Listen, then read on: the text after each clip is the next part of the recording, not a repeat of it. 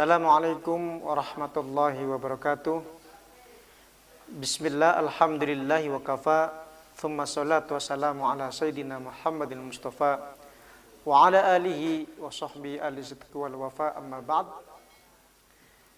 Rekan-rekan santri, kaum muslimin, muslimat dimanapun Anda berada, mudah-mudahan kita senantiasa diberikan rahmat dan hidayah oleh Allah SWT untuk bisa memahami pokok-pokok ajaran Islam, sehingga dalam diri kita tumbuh sikap sesuai dengan apa yang diajarkan oleh Rasulullah SAW yang tertuang dalam kitab yang akan dikaji pada kesempatan malam kali ini.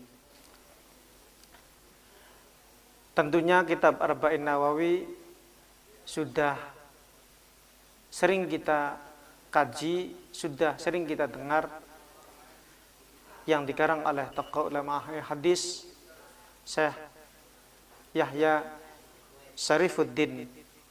bin Syarifuddin An-Nawawi. Bismillahirrahmanirrahim. Pada hadis yang pertama, hadis yang diriwayatkan oleh sahabat Umar bin Khattab radhiyallahu an, qala sami'tu Rasulullah sallallahu alaihi wasallam yaqul. Sahabat Umar bin Khattab radhiyallahu an berkata, saya mendengar langsung dari Rasulullah SAW. Beliau berkata, innamal a'malu binniyat wa innamal likulli imri'in ma nawa. Pada dasarnya,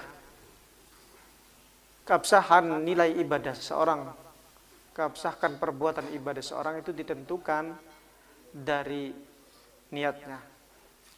Sehingga dalam ibadah lebih banyak pondasi awalnya ibadah itu akan dianggap sah dalam aturan ilmu fikih, itu tergantung dengan niatnya. Walaupun dalam hadis ini Imam Abu Hanifah memahami bahwa innamal a'malu binniyat ini bukan diartikan keabsahan ibadah seorang itu tergantung niat. Akan tapi kesempurnaan ibadah seorang itu tergantung niatnya. Akan tapi Imam Syafi'i memahami bahwa setiap ibadah akan dianggap sah jikalau ibadah itu dibarengi dengan niat. Dan para ulama pun memahami bahwa perbuatan seseorang itu akan dinilai sebuah ibadah yang akan memperoleh nilai pahala itu tergantung dengan niatnya. Pahala wajib akan diperoleh jikalau ia niati dengan niat ibadah wajib. Pahala sunnah akan ia miliki, akan ia peroleh jikalau diniati dengan niat yang sunnah.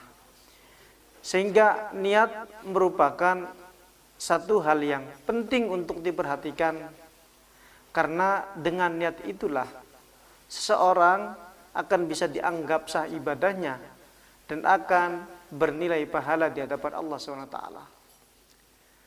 Banyak orang-orang yang awam kadang tidak memahami begitu pentingnya niat merupakan pondasi dasar dalam sebuah ibadah.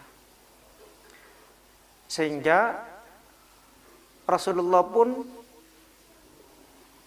menyampaikan, faman kana hijratuhu ila Allah wa rasulih fa hijratuhu ila Allah wa rasulih wa man kana hijratuhu lidunya yusibuha wa imratin yankihuha fa hijratuhu ila ma hajar ilaihi.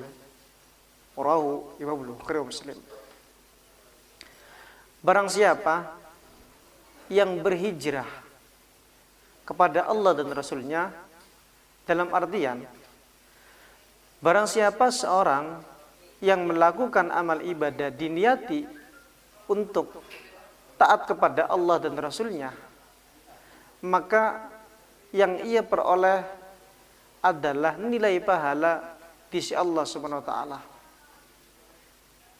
Jikalau perbuatan itu didasari dengan niat karena Allah dan mentaati Rasulullah. Karena terkadang sesuatu yang bernilai ibadah seperti zikir, membaca Al-Quran, sholawat. Ketika hal itu diniyati bukan untuk mendekatkan diri kepada Allah Subhanahu wa taala, akan tetapi ada niat untuk memperoleh sanjungan dari orang lain. Dengan niat ingin dilihat oleh orang lain, ada kepentingan-kepentingan duniawi ataupun ingin dilihat oleh pasangannya, ingin dilihat oleh mertuanya, ingin dilihat oleh pacarnya, maka apa yang ia lakukan sekalipun itu bernilai ibadah, tapi gara-gara niatnya maka justru tidak akan memperoleh apapun kecuali sebatas pujian, sanjungan, penglihatan dari orang lain. Akan tetapi terkadang ada amalan-amalan yang justru itu dinilai bukan amalan ibadah. Seperti tidur, makan, minum. Itu dianggap satu kebiasaan seorang. Akan tetapi jikalau tidurnya, makannya, minumnya diniati untuk ketaatan kepada Allah SWT. Satu misal, seorang tidur di sore hari ataupun seorang tidur di waktu duhur, setelah waktu duhur, setelah ia menjalankan salat duhur, diniati supaya bisa bangun malam. Seorang ketika makan diniati supaya dia itu kuat untuk melakukan ibadah. Maka hal-hal yang bersifat bukan ibadah ini justru bisa akan beribadah karena niatnya itu diniati untuk beribadah kepada Allah Subhanahu wa taala. Hal ini bisa kita simpulkan bahwa begitu pentingnya seorang mendasari setiap ibadah dengan niat.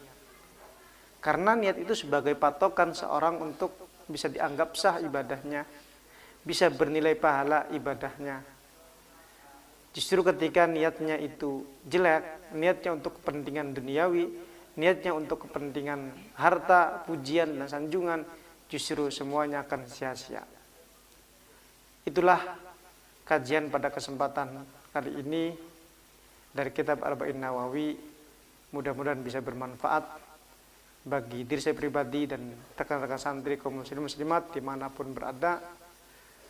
Akhirul kalam, wallahu al-muwaffiq ila aqwamit thoriq. Wassalamualaikum warahmatullahi wabarakatuh.